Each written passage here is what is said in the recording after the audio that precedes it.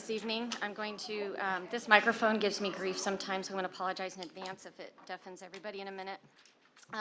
We will call the meeting to order for our April 10th, 2025 board meeting. If you will please join me in the Pledge of Allegiance. We will be led by Lillian and Allie from the high school ambassadors.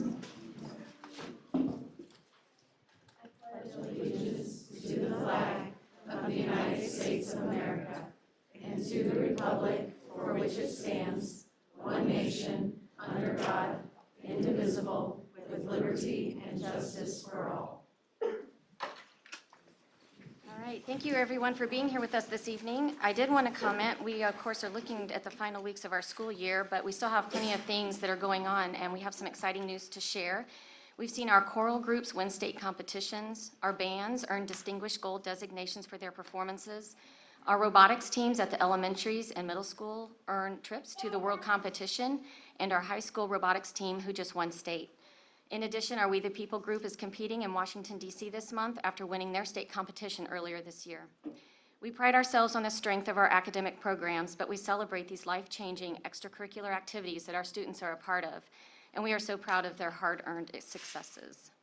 Mr. Ollinger, we have more students to celebrate tonight. Thank you, Ms. Wilson, and welcome everyone. At this point in the program, what we do is we recognize our Value of the Month winners for March, which was reliability. So as I call your names, we'll come up here, and we're going to start with Brentwood, nominated by Ms. Cochran, is Lydia Wilson.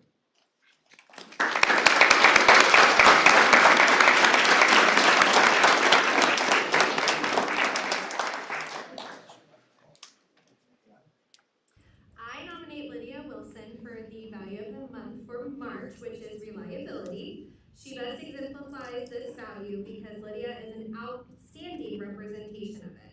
She is a student that both her peers and I can count on for help. She is the first to ask if she can help me or her peers do something and always goes around to see what she can do. I know that if I ever need anything, she is the one that will step up. Lydia is trustworthy, responsible, and dedicated to helping make sure our classroom is positive and fun.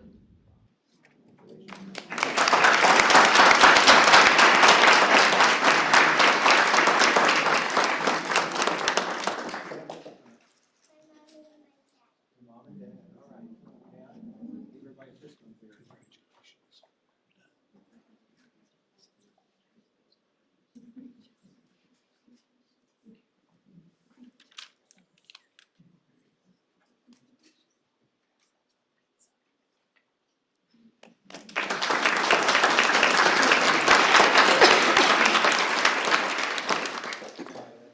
Central is here tonight. Okay, so we're going to skip to Clark's Creek. Our winner is Tiara Aluma, and she was nominated by Mrs. Silver.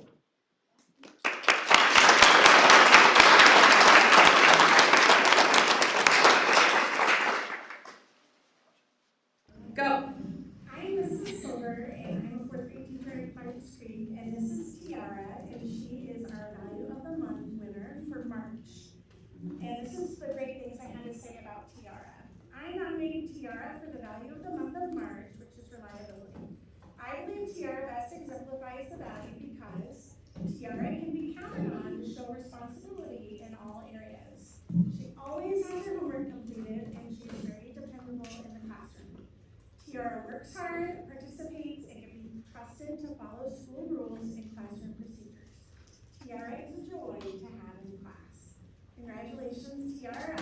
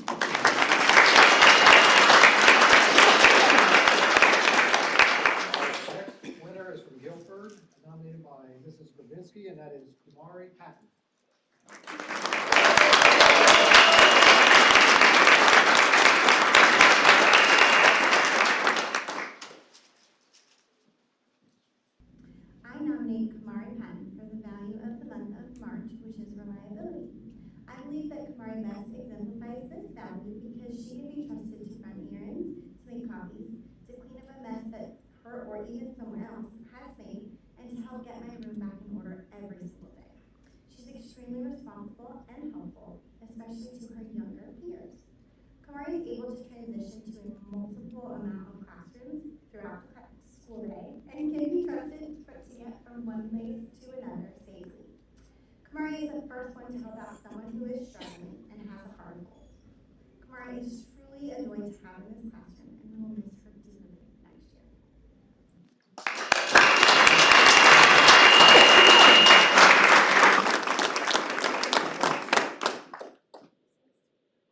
Sister, your mom, welcome.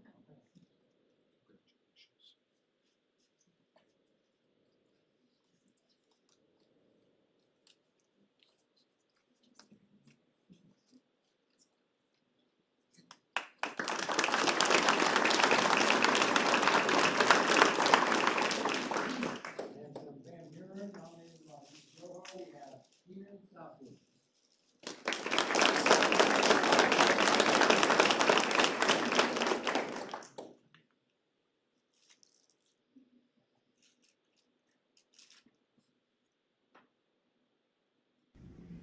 Keenan demonstrates reliability each day. He comes to school prepared and eager to learn. He follows our classroom rules and is a reliable friend to all. I can count on him to try his best and to set a good example for others.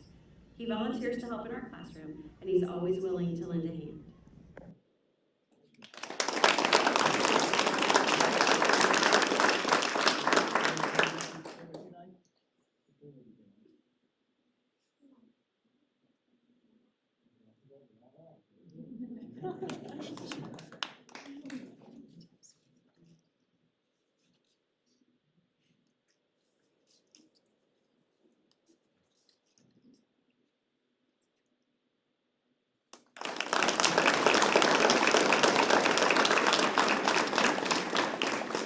From the middle school, nominated by the 7th and 8th grade English language team, we have Brandon Gray.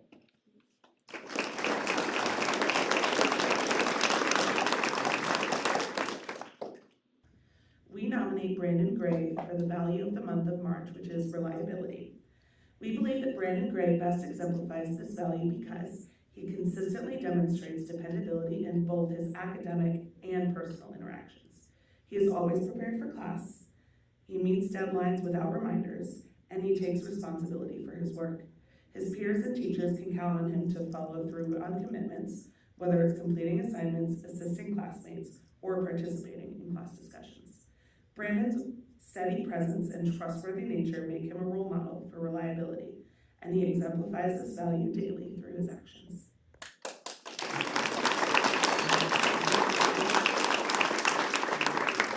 I have my dad, and then I have my two grandpas over there.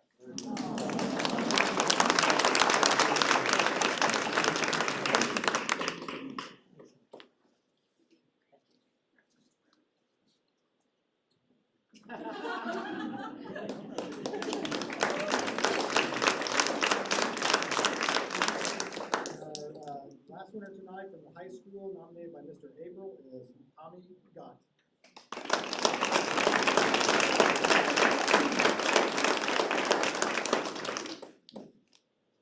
Right, so I'd like to dedicate this to. I have had the privilege of teaching Tommy for the past 4 years of my computer science classes, and I can say without hesitation that he embodies the qualities this award represents. Tommy is an outstanding student who consistently demonstrates a strong work ethic and an unwavering commitment to his education. He is one of the most reliable individuals I have encountered in my teaching career. Tommy always arrives to class on time, prepared and eager to learn. He communicates effectively with his peers and with me and is quick to offer help to fellow students when they need it. His positive attitude and mature professional demeanor set a great example for others to follow. Tommy's reliability extends beyond the classroom as well. In addition to his academic responsibilities, he holds a job at Crew Car Wash where he works tirelessly to contribute to his team. I have been told by his managers that Tommy frequently covers shifts for coworkers, ensuring that the operation runs smoothly.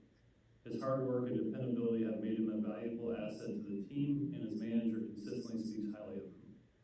Tommy's positive attitude, dedication, and strong sense of responsibilities are qualities that make him fully deserving of this recognition. The world needs more people like Tommy. reliable, hardworking, and always willing to go above and beyond. I am proud to nominate him for the Value of the Month Award and believe he would be a wonderful representative of this honor.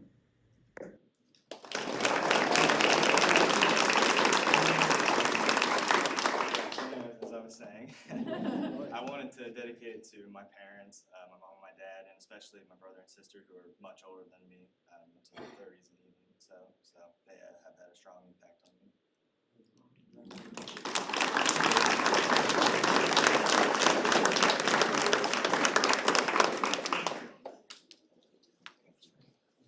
Okay, when all the winners come up, we're going to get a picture of you with the board, so bring your award with you. And, yeah.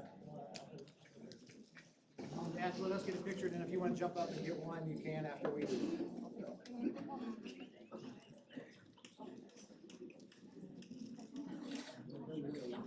All right, Tommy, I'm gonna have you down here, mostly because you're next to Mrs. Elson. Brandon, probably gonna sit there. All right, sorry, you wanna stand right here? Between them. Hi, come on right here.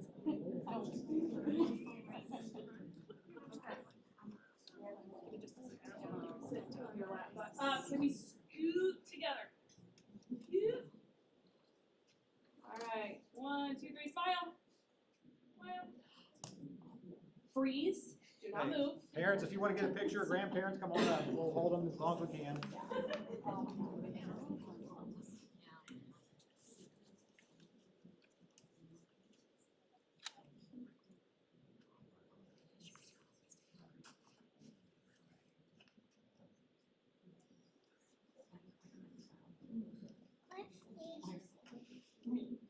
Anybody else? All right, congratulations, guys. Thank you.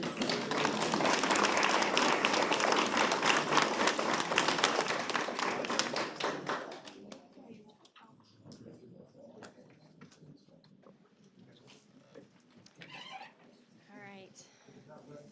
I encourage everyone who wants to stay to please absolutely stay, but if you want to go have pizza tonight and do some homework, then we understand. It will not hurt our feelings, so.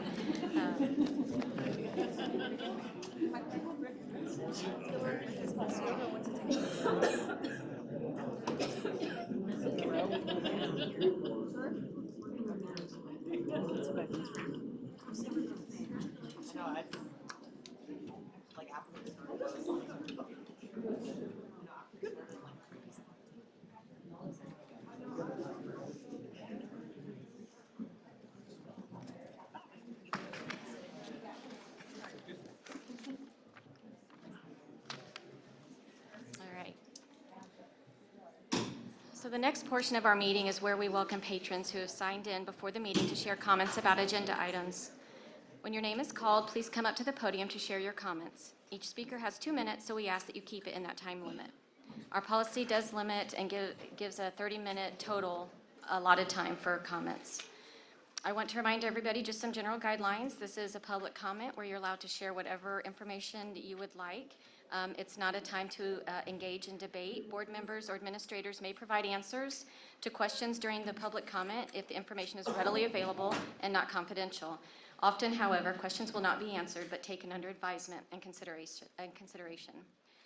The comments will be directed to the board as a whole, not to any specific individuals, and any comments that are hostile or confrontational will not be tolerated. So when your name is called, head on up here and we can get things started. Can we put a pause on? We had one student, our student just Oh, came oh, in. yes, yes. Yeah. Come on.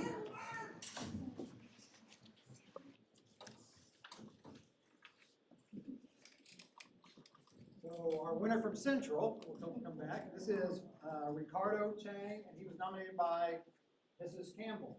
So, Brooke, can we get, you okay? Yep. All right, so let's give him a hand.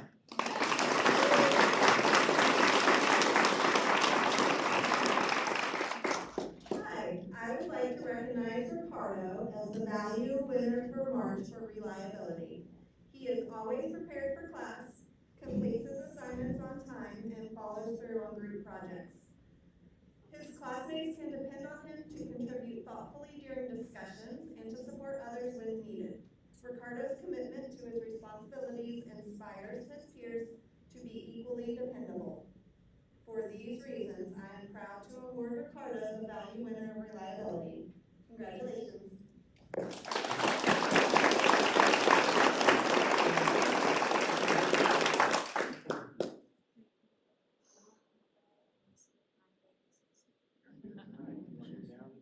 Shake everybody's hand. Congratulations. Brooke, can you get a quick picture?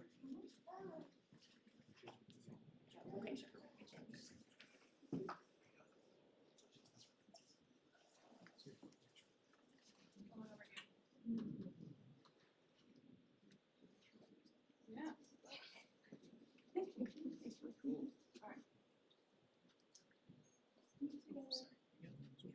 All right, ready? 1, 2, 3. Perfect. Good job.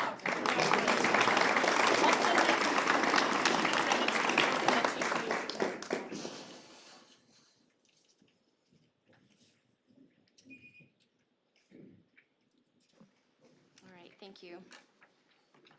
Okay, Jennifer? First up is Abby Neal.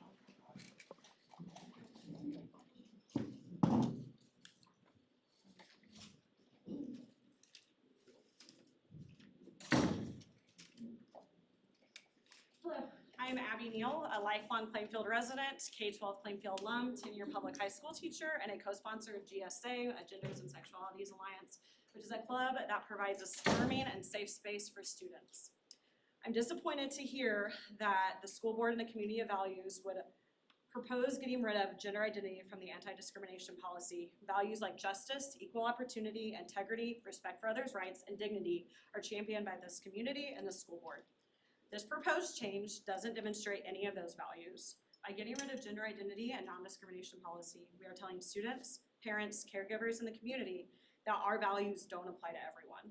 While not living up to and demonstrating our values is disappointing, this change harms and devalues students, and that is more important. 39% of LGBTQ+ youth have reported seriously considering a suicide attempt, but that number goes down when they say that they are in a school that is supportive and affirming, per a 2024 Trevor Project and Human Rights Campaign study. The deletion of gender identity tells LGBTQ students that their identity, and as such themselves, are not safe in a space they're required to be in. The deletion allows room for LGBTQ+ students to be bullied, harassed, and discriminated against for just being themselves. To me, this kind of potential harm outweighs any premature policy changes. Plainfield Schools gave me the knowledge, skills, and values to be here today, because that only happened because I felt seen, safe, and supported in my time at Plainfield. Please continue this legacy for LGBTQ+ students. Thank you.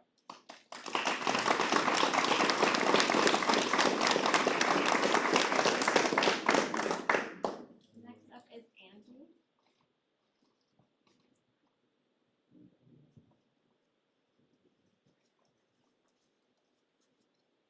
Good evening. I am Angie Egler. I am a psychiatric nurse. I'm a parent. I'm the parent of a Plainfield alum. I am here to thank you as a school board for taking the oath to take care of our children. We recognize that it is an important and difficult responsibility. You are charged with caring for the needs of all of our students, and we know it is a big task. With the threat of an executive order that looms overhead, it would be easy to give into and to cave into fear, voting to refuse to protect all of our students. I urge you instead to act with integrity, to wait for the executive order to go through a legislative and judicial process. There is no need to rush to harm children. Gender nonconforming students are our children. They are not some anonymous other. They are under our care. They are part of this community and they hold intrinsic value and worth. They suffer a disproportionate amount of bullying and threats and violence on a daily basis, much more so than other students. And that's what you yourselves asserted when you put the language protecting them into this policy. I urge you tonight to stand by your word, to honor your oath, to protect our children, every single one of them. They deserve no less.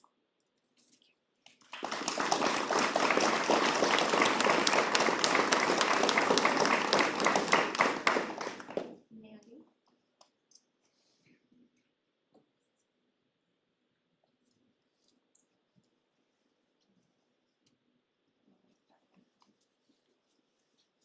I bet you thought I had this memorized.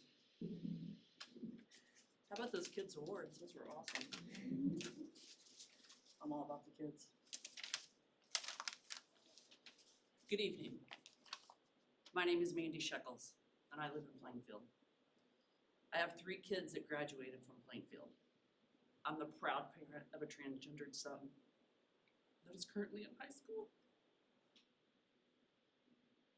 Well, he doesn't currently attend Plainfield schools. We've been seriously considering coming back to Plainfield. But to be honest, that's a hard decision to make, considering what's going on and what's happening here. I understand that the board may be receiving legal advice from your attorney on how to vote. And I've already heard that that decision's already been made.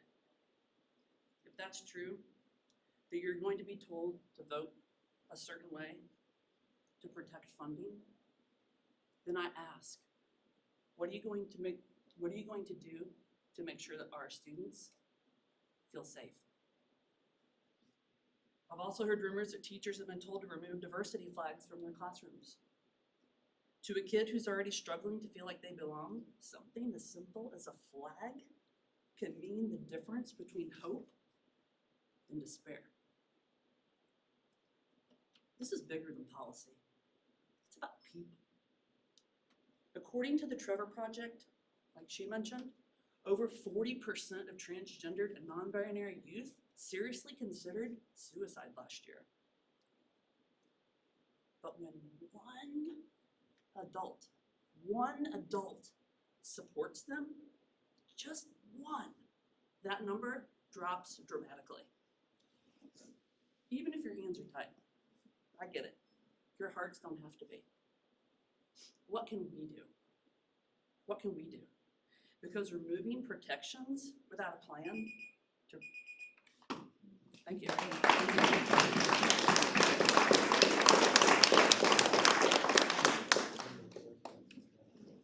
Next up is Meg.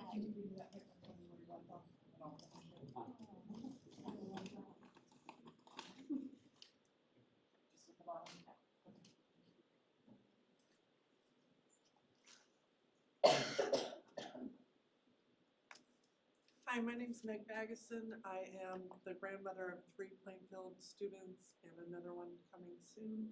And I'm also the mother of a transgender daughter. And thank you, Mandy, because you brought tears to my eyes. What can we do? Is that where I'm starting? Yeah, just a second paragraph. Okay. Second paragraph from the top. Okay, the bottom, thank you. sorry. I understand that the board, from the top. No, the bottom, the bottom, the bottom. I'm trying. Okay, what can we do? What will you do? Because removing protections without a plan to protect these kids in others' ways is not leadership, it's abandonment. Plainfield can still be a place where every child is seen, valued, and safe. Let's not lose sight of that. Thank you from Mandy. Also, I do want to say we are called at different times in history to make a stand for what is right, and you guys are called today. This is a big deal. You guys have an opportunity to make a stand for what's right. Let me find my notes real quick. I'm going to be brief, hopefully. It's my understanding that you'll be deciding whether to delete the words gender identity as a protected class of students under the corporation's non-discrimination policy. As a grandparent of 3 children, and I said all that already, sorry. The students targeted by this change are some of the most vulnerable students. We've gotten statistics, but we all know this. We know this in our heart, right? They're one of the smallest minorities, yet have been targeted with some hysterical discrimination across the country. And we have an opportunity to stand up in history for what is right. And I implore you guys to do so. Thank you so much for your time.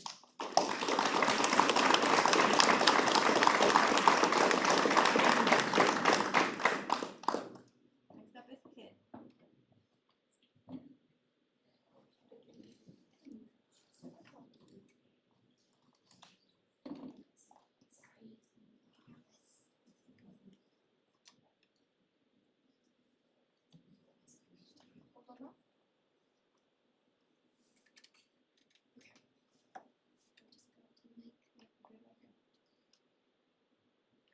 Hi, I am one of the students at Plainfield High School, and I am also a part of the LGBT community at the high school.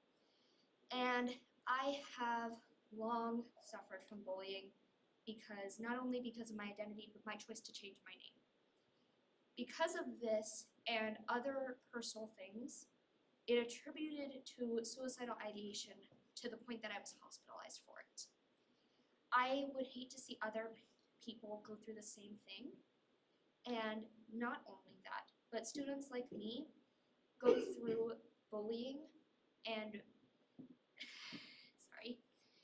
and other discriminations, such as other people telling us what we can wear and what we can't, or having to listen to other people tell us our gender roles and what we're supposed to do with our lives. As someone who already gets bullied enough for a disorder that I have no control over, removing this would put me at even greater risk, and other people like me at an even greater risk of becoming suicidal or even committing suicide. And that is torturous to other families who would have to go through that, and not fair to the students at all. I would like to just say, please don't remove this for the students who are just children, and some too afraid to protect themselves or stand up for themselves. This isn't right and isn't fair for us. We don't have much of a voice yet, but you do. How is this fair to take more of a voice from someone who barely has any already? Please, I am asking you, for the sake of me and my fellow students at the high school, to make the right decision here today. Thank you.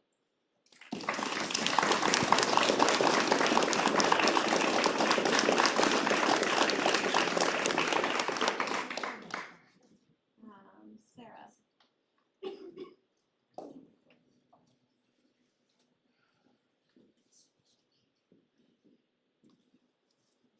Hello, everyone. Wonderful speakers already. I am not nearly as prepared as all of you, but I'll do my best. Good evening. My name is Sarah Kennedy, and I live just 10 minutes from this school.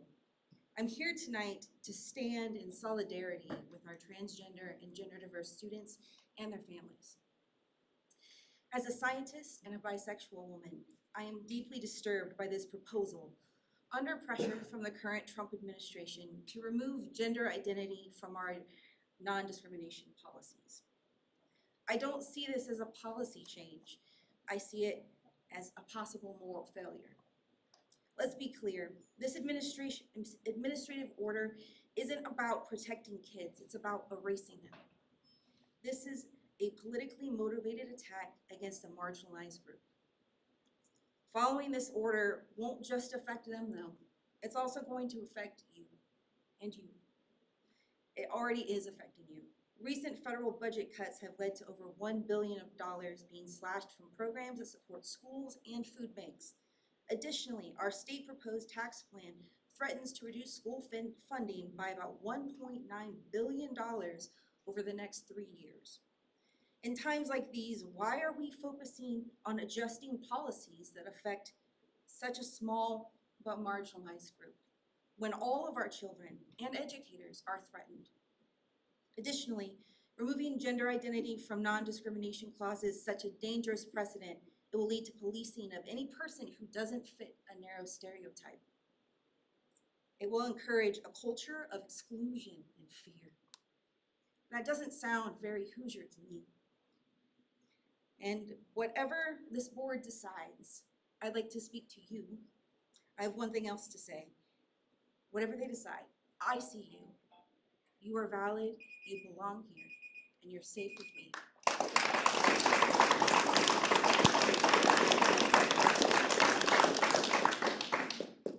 Next up is Millie.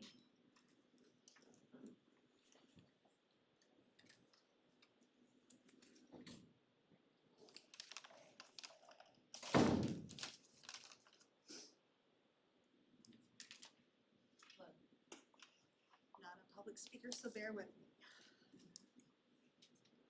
I'm here tonight as a parent supporting two beautiful human beings.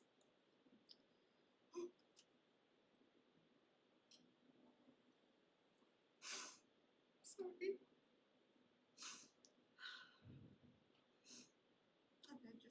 be transgender. Both are former Plainfield students. You will hear from one next. I'm here to ask you, the school board, to vote no to amend English discrimination policy that protects vulnerable children like mine that are here at Plainfield schools and all of those that are going to come after. I'm asking you to see them, see how they show up here. And they just want to exist in peace. Transgender people experience mental health issues such as depression, anxiety, suicidal ideation, at much higher rates than their cisgender counterparts. 40% of the LGBT community considered suicide last year. That rises for transgender kids to 50%. Why do they experience these issues? Discrimination, stigma, rejection from peers, family, friends. These students just want to walk your halls and not have slurs thrown at them and have groups of students bark at them. They want to attend high school games and not have food thrown at them. They want to not have strangers walk up to them at school and tell them that they're going to hell. These are all instances that happened to my children while attending Plainfield schools. You may not agree with them, you may not understand them, but you owe them the support that you would give any other student. Voting yes to this amendment says you do not support them and you do not see them. See them.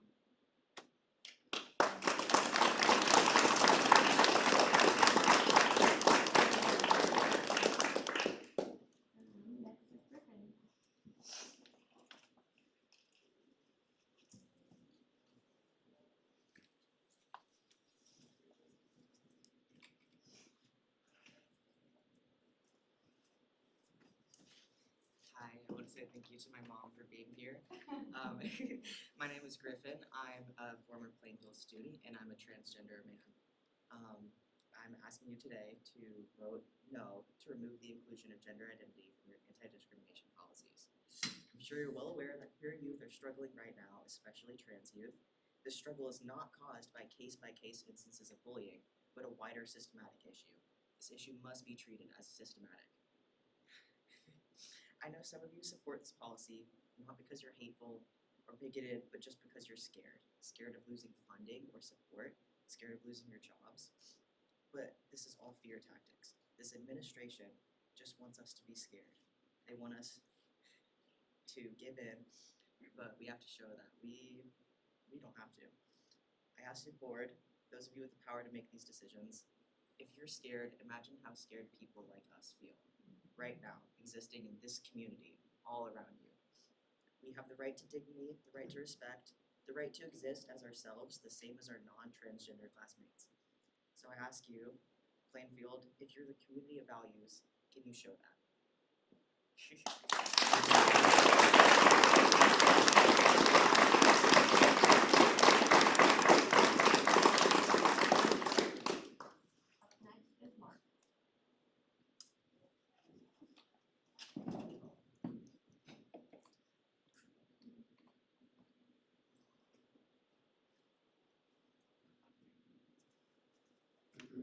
Good evening. I'm Mark Tedisco. I've spent 23 plus years in those seats. I helped build the school, make it into a great school system, what it is today. These people took oaths to protect and educate your children. And that's all children, all students, everyone in that building, no matter where they are, what program they're in. That's their responsibility. That's what they pledged to do. So therefore, if they're doing what they are supposed to do, it doesn't matter what words say. They will follow through and make sure it happens. That's their duty. What we're all here for is, 4 years ago, there was an executive order putting a couple words into a policy. And now all of a sudden, and no one said anything back then, by the way. Now 4 years later, the words are taken out. And both are strapped to federal funding.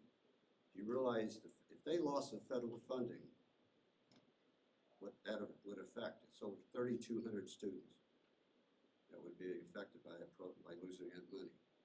So we're not talking about a small group of people here. We're talking about a lot of people. And special needs is 1,200 of them, which is a huge program in this school system. Okay, so you got to think about the bigger picture. think about all of them. They're held responsible. If you have an issue, you're supposed to go through administration, then go to the superintendent, then it comes to school board. So if you want to follow procedures, do it the correct way. If something's going on that you don't like at the school system. And they went through that many times.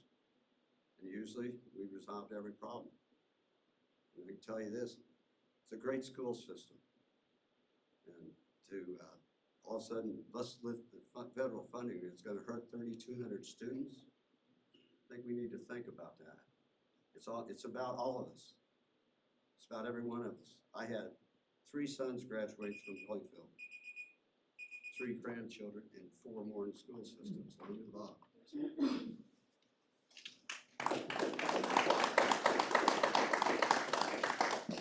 Next up is Sterling.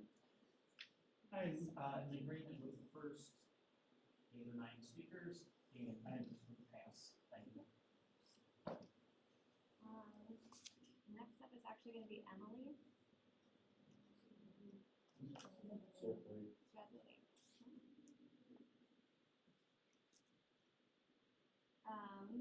Alan.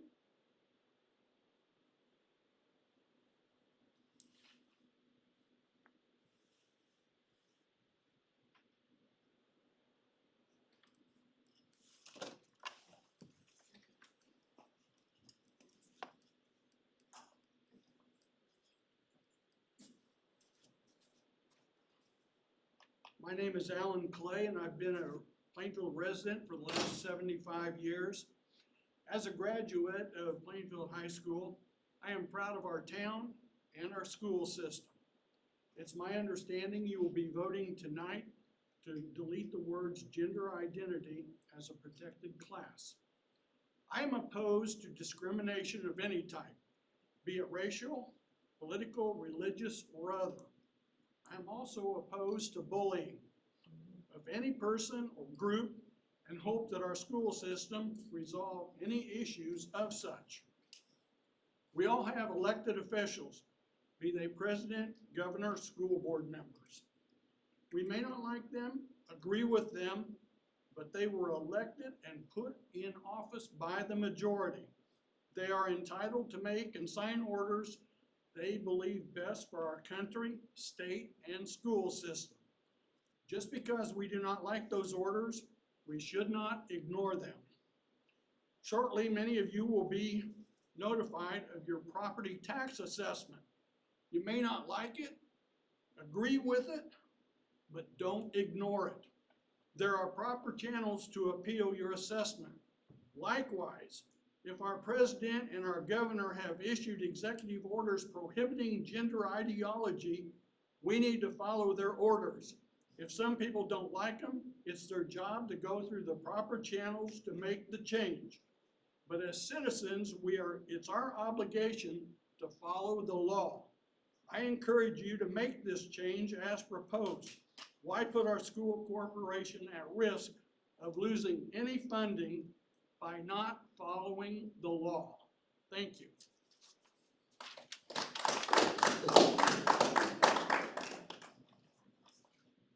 Amanda.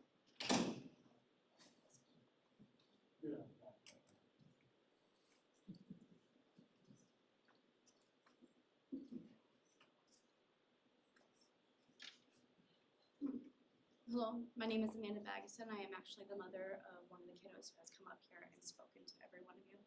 I can confirm that yes, we did go through suicidal ideation and she was hospitalized.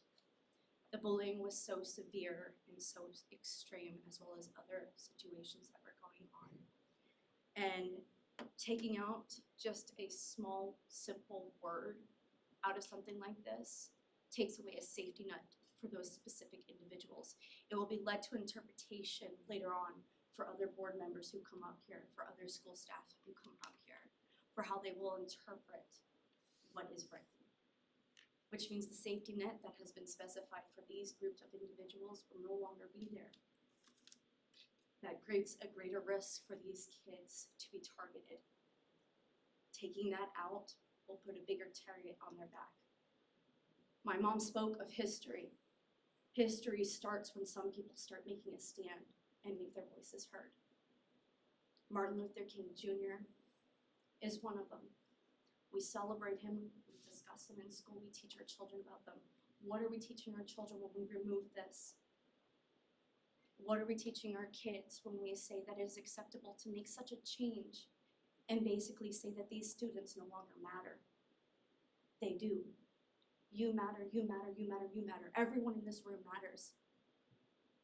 We are not meant to be fit into a mold just to fit society's expectation of normal. Not one of us is normal. And the greatest thing about individuality and being able to explore that is when you open those doors to that, you open the doors to change in thought, technology advancements and everything like that, because they already have that support and that encouragement.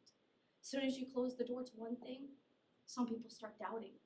Some people will start going, I shouldn't be saying this. I shouldn't be, giving my ideas, thoughts, anything. So please vote no.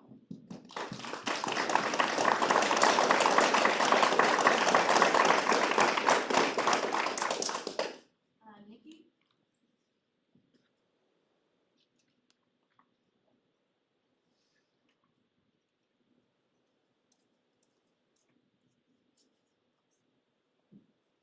Good evening, my name is Nikki Schultz. I am a resident here at Plainfield, 1985 graduate of Plainfield High School, and I bring you two perspectives.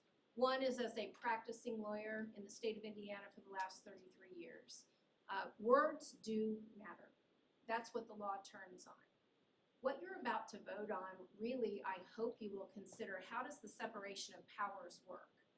When an executive order is passed by a president or a governor, that's from the executive branch. What happens if that executive branch order is unconstitutional or unlawful? It gets challenged in the judicial branch, has the final say as to whether that executive order is constitutional and lawful. If this board passes a policy that is later found to be unconstitutional and unlawful, this board may face lawsuits by those who were harmed because their entire class was removed from protection from discrimination. I hope that your legal counsel gave you that advice and that you've thought about it. My second perspective is as a 55-plus year resident of this community. Plainfield is a place where I believe the hearts and minds of people believe that all kids deserve protection, deserve to not be discriminated against. Your vote tonight might send the contrary message, and I don't think that's consistent with the values of this community. Thank you.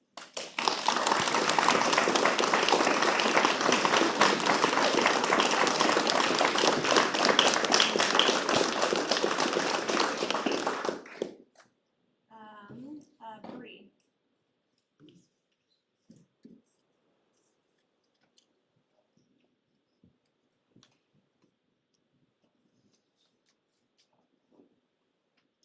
Dear trustees, my name is Bree Denscombe, and I appreciate the opportunity to share my thoughts on tonight's vote to remove gender identity as a protected class of students.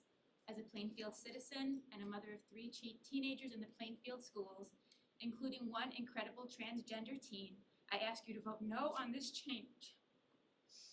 I understand that recent orders raise concerns around potential impacts to our schools. But these are still potential impacts. I can't say it better than so many who have come up here tonight. What I can say is we should avoid acting prematurely while these orders are vetted by the courts for their legitimacy and their constitutionality. If you vote yes tonight, it grants permission to mistreat and bully our transgender youth. It implies that their rights and protections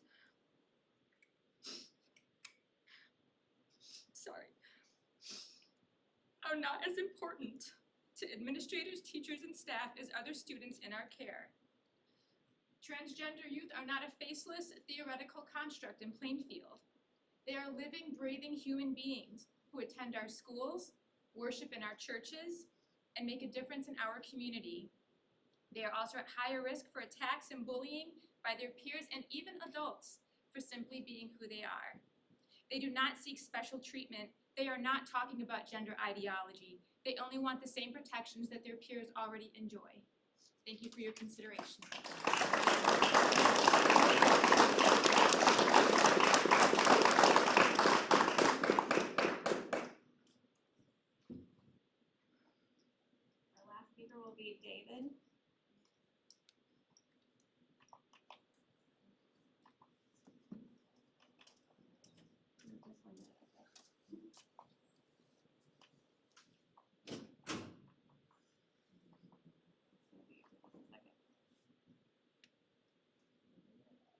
My name is David Eichenberger. I'm a parent of 2 Plainfield students and a former student myself.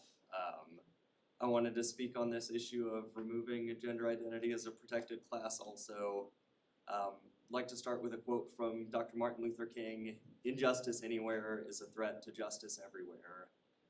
This is not the time to be removing protections from a vulnerable group of people who are facing increasing prejudice and discrimination and bullying. I understand multiple oppositions or counterpoints of view to this. People are worried about funding. It's a valid concern. This is time to stand up for what's right, to stand up for our community values of kindness, equal opportunity.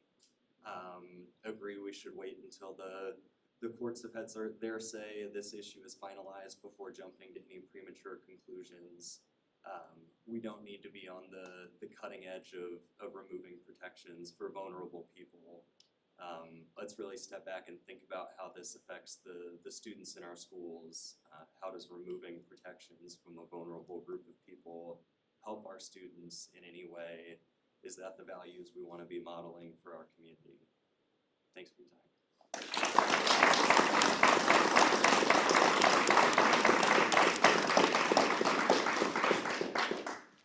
All right, I want to thank everyone for coming up tonight and sharing your thoughts with us. We appreciate that. On our agenda next, we have our consent items. We have the record of the March 13th, 2025 work session, the minutes of the March 13th, 2025 regular meeting, record of the March 31st, 2025 executive session, and record of the April 7th, 2025 executive session. We have donations, we have field trips and camps, obsolete equipment for the Little Quakers Academy, accepting Form 9, and the student handbook changes for PCMS. Does anybody have any questions or anything on these items before we take a motion? All right, do we have a motion? So moved. Second. All right, all in favor? Aye. Is anyone opposed? Those consent items are approved. We have our financial report and claims. Under that, we have the approve the financial summary and fund transfers from Mr. Shodovich. Yeah, included in your packet is the financial summary for the month ended March 31st, 2025. After 3 months, we are 25% of the way through the 2025 budget and appropriations spent as follows. Education fund spent at 23.8%. Nothing spent out of the debt service fund that comes in June. Operations fund is spent at 20.9%. We transferred $516,640 from the education fund to the operations fund, all of which are consistent with our expectations and planning. Cash balance currently sits at $30,555,485, and our interest income for the month of March was $88,653. Again, all consistent with our expectations and planning. Just a couple of notable payments in the docket. On page 3, you'll see a large payment to Wilson Language. That is the first sort of phase of our English language arts adoption for the elementary school students. Unfortunately, that's the smaller one of more that will be coming down the line here, but I wanted to draw that to your attention for a couple of large payments over the next couple of months as those materials begin to come in. One payment for FlexPack, I only included that. You'll see FlexPack often. It's custodial supplies that I wanted to draw attention to as we have new board members. I wanted to make sure that they were aware that that is a normal expenditure for custodial supplies. Verco, chairs for the high school cafeteria. Those chairs throughout the cafeteria are 17 years old now, 18 years old now, and Mr. Cooney found some extra dollars at the end of the year. As we go along, we're going to try to replenish those chairs and make them a little sturdier and a little more aesthetically pleasing as well. And then our last one is for Fairchild Communications, and it's upgrade to our intercom software throughout all buildings. And I draw the attention to that. It seems like a high number just for software, but I wanted to make sure that you guys understood that was for a 5-year agreement with them to maintain that software throughout the next 5 years. So that is the report. Your approval is recommended. Second. Are there any other questions before we take a vote? All right, all in favor? Aye. Anyone opposed? Okay, those are approved. Next, we have claims 68604 through 68795. Yes, included in your packet are claims 68604 through 68795, and your approval is recommended. So moved. Second. Any questions about any of those claims? All right, all in favor? Aye. Anyone opposed? Those are approved. Next, we move on to new business, and we have personnel. Mr. Ollinger? Yes, In your packet is Schedule A1, personnel recommendations for both certified and classified, and we had no addendum this month, so I would ask for your approval. So moved. Second. All right, any additional questions? All in favor? Aye. Anyone opposed? Okay, the personnel items are approved. Next, we have the board policies, the second reading on revised A100, non-discrimination and anti-harassment. Do I have a motion? So moved. Second. Are there any items for discussion? Yes, I just want to make a brief comment before we vote. First, I wanted to say thank you so much for everybody who showed up here tonight, especially the people who were brave enough to get up and speak. Everybody on either side of the issue, we really appreciate you coming in. And we want to listen to all the voices. And this is what our democracy is about, is people being able to come in and speak. So thank you so much. We received over 50 emails in the last 2 days, which was, sorry, Jessica, a lot to deal with. But we appreciate every person who sent an email and the people who are watching online, everybody who's participated in this. Thank you so much. We do see you, we hear you, and we appreciate your voice in this process. I will personally be voting no on the proposed change to the non-discrimination policy because I think it's premature to change the policy until a court rules on the legality and the constitutionality of the relevant executive orders. In addition, the language of the executive orders at both federal and state level is vague and ambiguous as to what constitutes promoting gender ideology. I personally believe protection doesn't equal promotion. Regardless of how the vote turns out tonight, I know that everybody sitting in this room does care about kids. We all do. We would not be here. We don't get paid much to be here.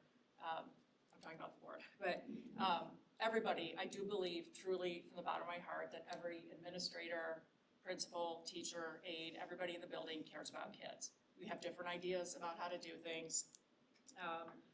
But I think that, I just want to say that we do hear the arguments on both sides.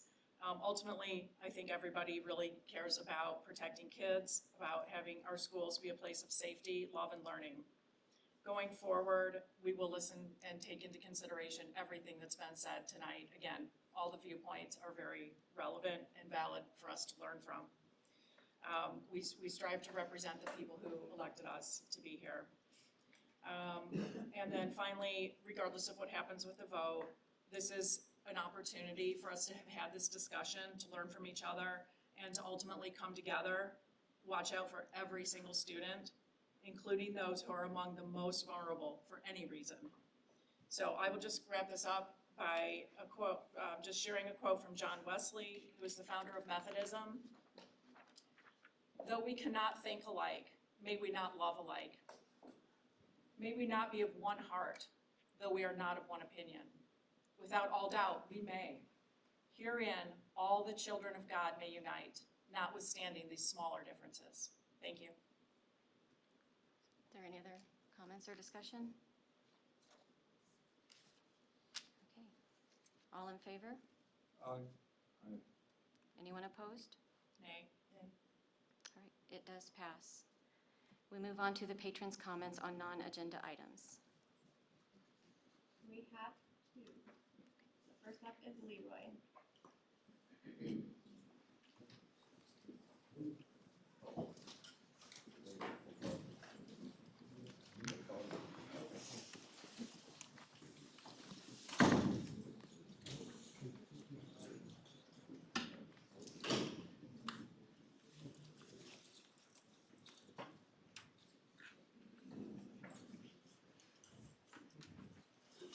Good evening.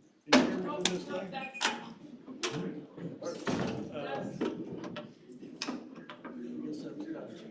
First off, I never heard a word anybody said back there, okay? You need to get some kind of acoustic, so microphones, whatever, so everybody can hear what everybody said, okay?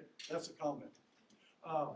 I've been kicking this idea around for a couple of years of having a fishing club or a fishing class or getting kids together, not just kids, but it could be anybody. It could be parents, male, female, don't make a difference. But there's a lot of ponds here in Plainfield. And there's a lot of kids here in Plainfield love to fish. I've mentioned this out here in the hallway before the meeting, and everybody's in favor of having a fishing club. And I would be glad to help get it started. I would need a school administrator of some kind, teacher, whatever. You know how to get a hold of me, Mr.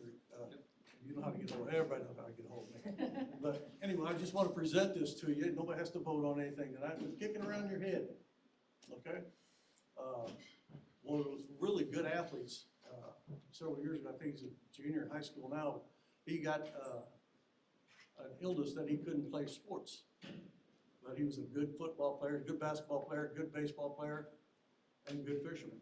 And one day I asked him, what'd you like the best? Well, he showed me. And I'll be glad to show you some of my prize catches here. So thank you so much for listening. But do get some good microphones up there. Thank you. Didn't even hear my name called. Enough on me. Yeah. Next up is Kelly Kern Parks on the LQA transfer policy.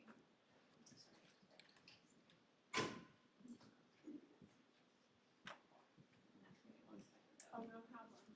I'll take all the time I get. Do I need to give this back to WRTV? I hope, I don't know what you did.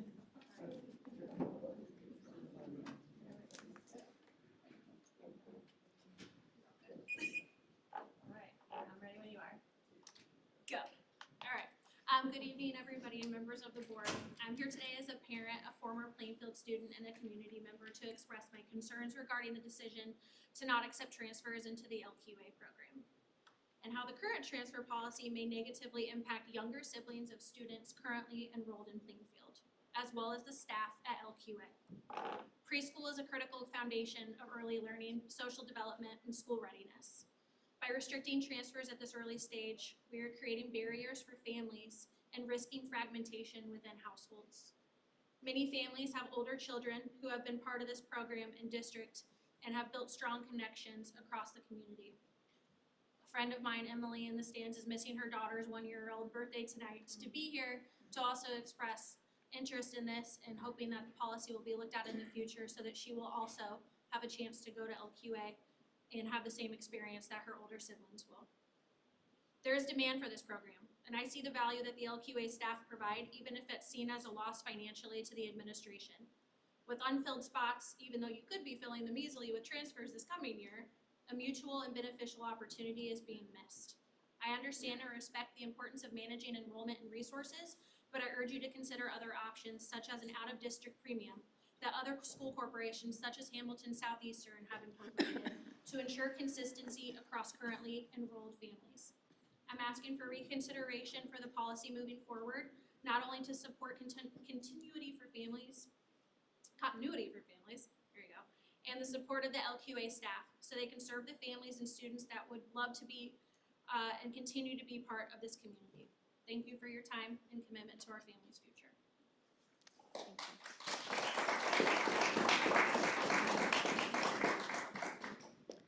All right, up next we have board discussion and other items for consideration.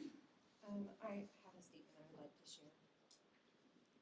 I cast my vote tonight after lengthy due diligence, including consultation with legal counsel and community members, review of community opinion, and prayer. My pledge to ensure that every student and staff member feels safe and welcome in our schools must now come before the uncertain and conflicting guidance provided at the state and federal level at this time. I can confidently say that Plainfield's educators continue to promote the public values first outlined in 1991 by our own superintendent, Dr. Jerry Hollifield. Our town website states, our schools must support the common value threads that run through our community, the values that reflect our community's highest ideals. Among these are equal opportunity, integrity, respect for rights, and kindness. And it is with those in mind that I made my decision tonight. Thank you. Anyone else? All right, then our meeting is adjourned.